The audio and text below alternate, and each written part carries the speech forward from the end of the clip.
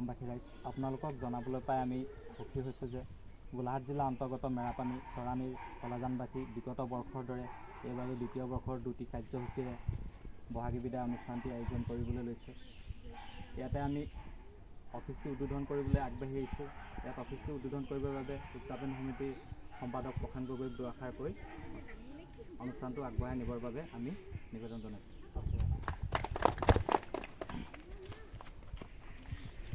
পৰম শ্ৰদ্ধাৰ আজি কলাজানবাসী ৰাইজৰ সহযোগত উজ্জ্বল জ্যোতি যুৱ সংঘৰ সৌজন্যত আৰু স্থানীয় অঞ্চলবাসীৰ সহযোগত আমাৰ বহাগী বিদায় অনুষ্ঠানটো দ্বিতীয় বৰ্ষৰ বাবে আমি উদযাপন কৰিবৰ কাৰণে আগবাঢ়ি আহিছোঁ।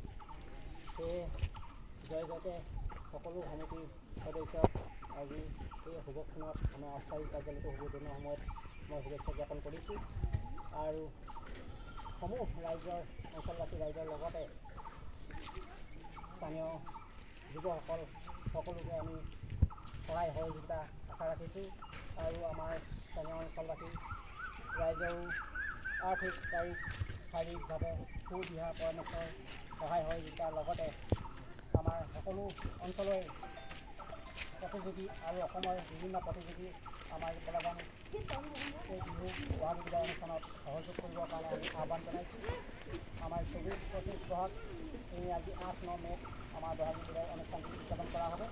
গতিকে মই বৰ বিশেষ নকওঁ, আজি শুভ উদ্বোধনৰ সময়ত আমাৰ সভাপতি মহোদয় হাত কাপোৰ উলিয়াই আহি এই অস্থায়ী কাৰ্যসূচী উদ্বোধন কৰিবৰ কাৰণে আহ্বান জনাইছোঁ।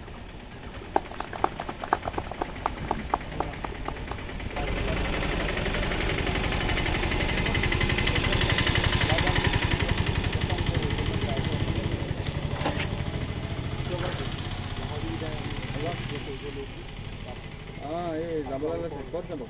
দিহা পৰামৰ্শ সম্পূৰ্ণ চাৰিআলি নে নগাবা?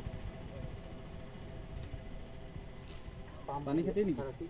আজি আমি অস্থায়ী কাৰ্যালয়টো উদ্বোধন কৰিলোঁ বুলি